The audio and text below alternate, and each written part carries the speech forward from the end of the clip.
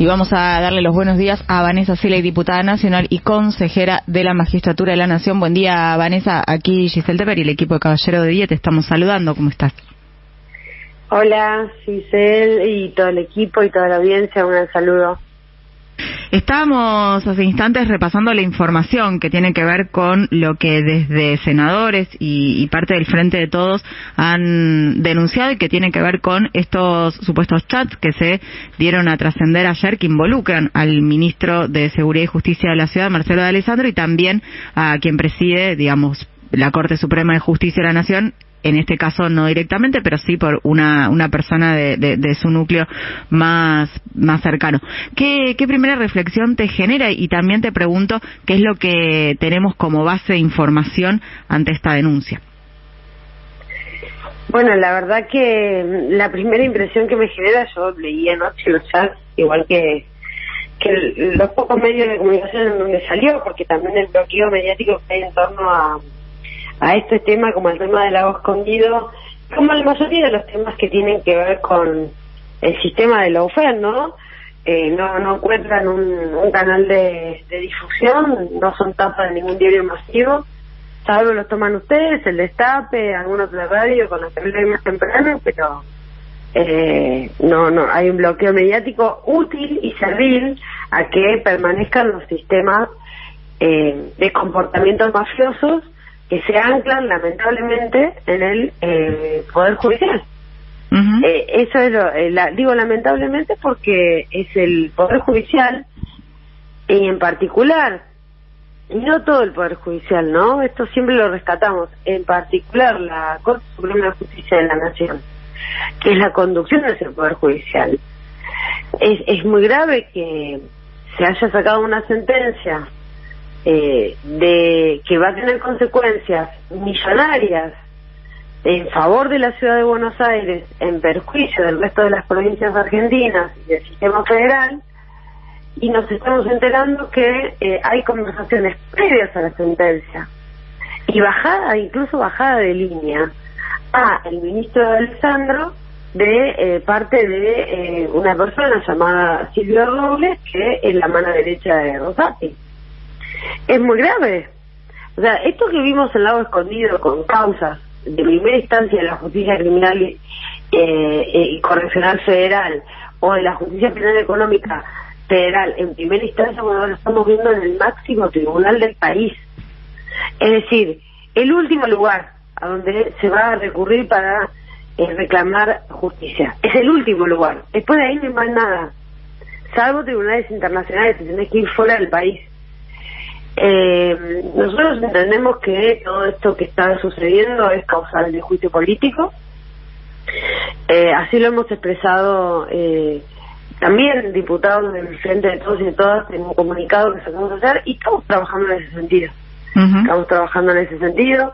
Actualmente en la Comisión de Juicio Político de la Cámara de Diputados hay solamente dos pedidos con Estado Parlamentario, que es el de uno que hizo en su momento la coalición cívica contra Lorenzetti por vinculaciones con Angelici, lo hizo la coalición cívica, Sí.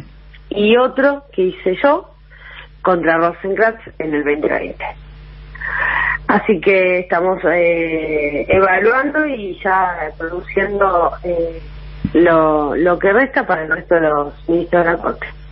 Vamos a recordar a la audiencia, estamos conversando con Vanessa Siley en lo que respecta al gobierno porteño, en comunicación con el Destape, en lo que tiene que ver con el Destape Web. Han dicho que se trata de una operación mediática, ¿no? Porque recordamos, esto trasciende inicialmente por el diario Perfil y digo, esta es la lectura o la defensa que hace el gobierno de la ciudad. ¿Por qué crees que no tienen mayor capacidad de respuesta que defenderse atacando? Porque es verdad lo que está saliendo a la luz, entonces. Parece que se está destapando toda una olla que la verdad yo desconozco de dónde provienen estos chats. Pero sí sé perfectamente lo que nosotros venimos denunciando hace años. Sí. Ahora de repente tiene nombre y apellido. Y ahora se puede corporizar, se puede materializar, se puede ver, se puede leer.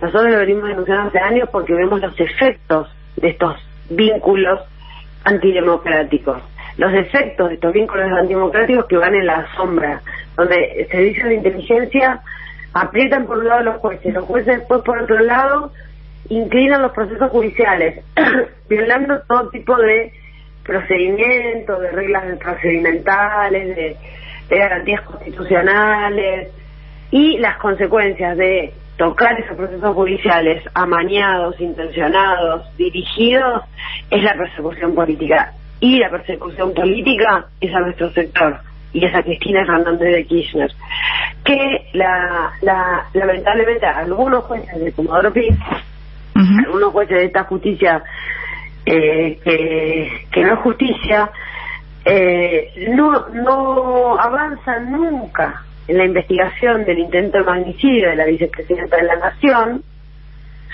le niegan todo tipo de requerimientos judiciales. Últimamente fue la denegatoria a la prisión preventiva de 3 personas del Grupo de la Revolución Federal que se sabemos que son los autores intelectuales, que son los que y decían que iban a pagar un sicario, y efectivamente la plata estuvo y el sicario también, como bien explicó Cristina en un tweet. Bueno, ahí no hay celeridad. Ahí no hay celeridad en la justicia. Ahora sí, en la causalidad para perseguirla, condenarla y proscribirla, sí. Ahí sí, fueron rapidísimos. Siley, ¿qué tal? Fernando Siveira, buen día. Hola, buen día, Fernando, ¿cómo estás? Bien. Bueno, tomando tu razonamiento, pero si en Lago Escondido es como que planean el acuerdo y después en los chats de anoche terminamos de ver cómo se concretan, ¿no? Y estábamos hablando de 2 causas claras en las que se veía ahí cómo desde la Corte Suprema acordaban con la oposición. Una tiene que ver con la composición del Consejo de la Magistratura, una causa que todavía está en curso, ¿no? Porque recién hubo un fallo de contencioso y que salió en contra, aparte de las pretensiones de juez, pero que en algún momento va a llegar a la Corte Suprema. Y el otro que comentabas, ¿no? Este fallo a favor de la Ciudad de Buenos Aires, pero 2 causas que ahora quedan totalmente invalidadas que la Corte Suprema actúe, ¿no? O que me parece que toma mucha más fuerza la idea de la recusación que presentó. Yo creo que eso debe ser urgente debe ser la recusación. Hay que designar con jueces, que es una figura permitida, y bueno, el Poder Ejecutivo de la Nación tiene que realizar la recusación y llamada con jueces.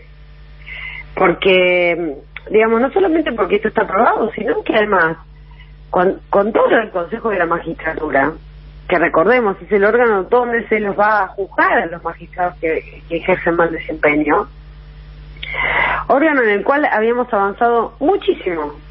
Nos faltaba un montón, ¿no? Pero habíamos avanzado muchísimo, por ejemplo, concursos y designaciones, incluso supliendo la figura del traslado, que es poner un juez a dedo, que se había hecho durante el gobierno de Macri.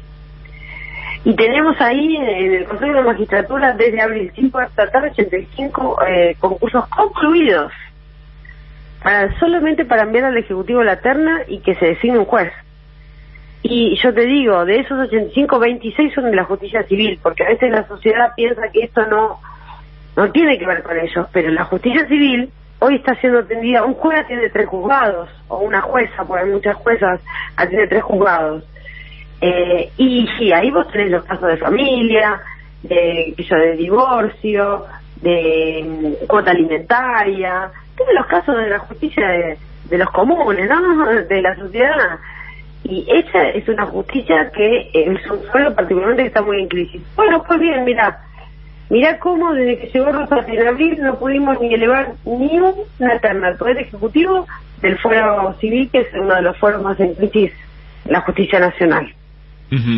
Digo, esto, la gravedad que tiene cuando un sector importante del Poder Judicial, y más aún la conducción del Poder Judicial, está comportándose, rompiendo todo tipo de reglas de la democracia,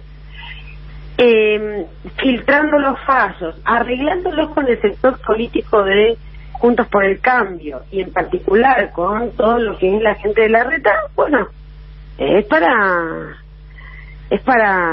causal de juicio político, es causal de recusación, como bien se ha dicho, y bueno, y de movilización popular también, ¿no? Claramente. Y Vanessa, en el caso de Marcelo Alessandro también están reclamando que se concrete la renuncia, tengo entendido, ¿no?